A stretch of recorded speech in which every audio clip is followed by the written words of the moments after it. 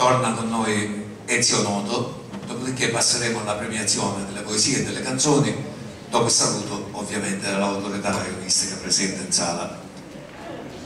Ezio Noto presenta Rosa, una canzone che lo stesso Ezio Noto ha scritto per Rosa Balesteri, ispiratrice di tante sue canzoni.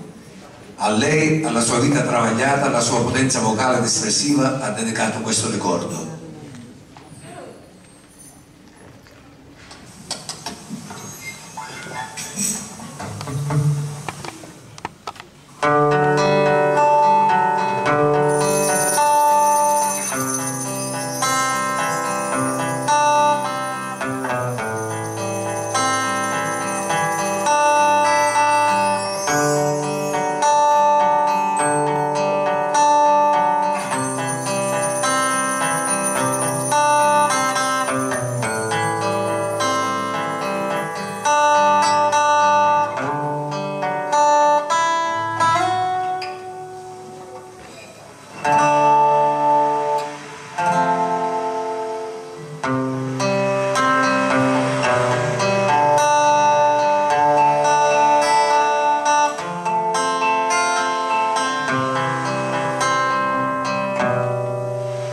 Quanto tempo è passato, Dio, il tempo che passava con te,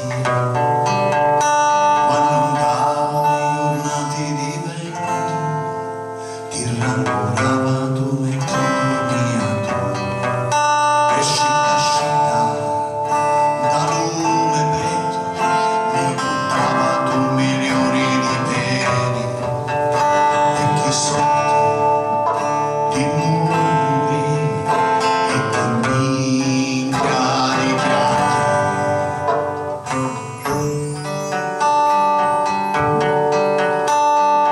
Rosa,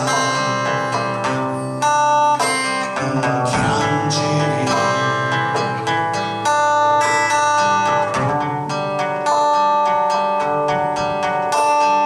Rosa,